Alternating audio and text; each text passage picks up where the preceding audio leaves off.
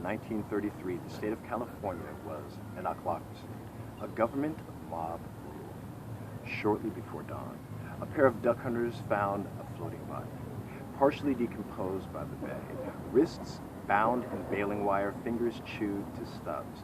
Unrecognizable, but the papers knew the identity. A front-page headline finally found a body. Newspapers had broadcasted the scoop. Brooke Hart kidnapped.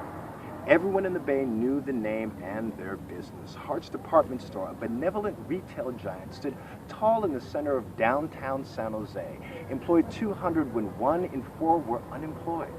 Brooke Hart was their handsome youngest son. Sandy hair, Golden State smile, groomed to inherit the family business until abducted from Hart's parking garage.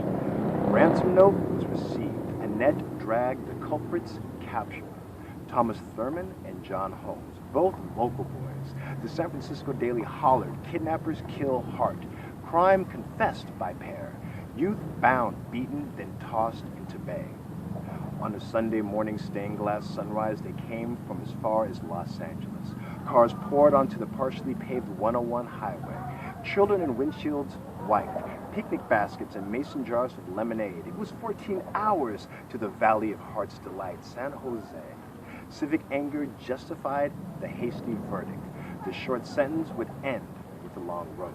Entire families came in their Sunday best to witness the first broadcast about the last lynching in California, in St. James Park, San Jose, across from the police station.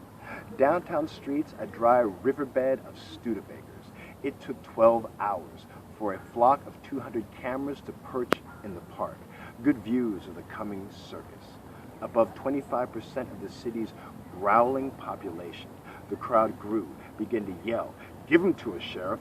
We'll take care of him." Sheriff Effig phoned Governor Rolfe to warn of a lynching, possible rioting. The governor replied, "I would pardon them all for a job well done." Outside the blacked-out police station, 13,000 angry congregants spoke in the tongues of torches. The afternoon spent simmering gave way to a night of boiling rage. The crowd spilled from the park, swelled into a roaring, rushing lynch mob of 13,000, surged towards the station. A rain of terror, a downpour of bricks and bottles. California went from cautious democracy to a chaotic ochlocracy in an afternoon. The pulses of 2 men pressed under the wheel of a bandwagon. It took 5 minutes for Sheriff Effig's cranium to crack underfoot.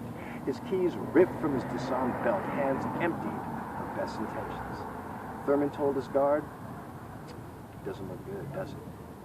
The officers' voices drowned in the sound of thousands of bending cell bars, legs twisted into treble clefs while screaming high notes. An orchestra playing an encore of anarchy in the pit of St. James Park. Thurman and Holmes, a string section, forced to play with the woodwinds of 2 trees, irrationally in the name of reason. They were hung before midnight. Souvenir seekers littered the sullen sunrise of Monday morning, and they were cut down by noon. The pallid bodies of Thurman and Holmes lay at the county morgue, alongside an ashen Brooke Hart. They remained there, the bodies of 3 22-year-old white men. Together,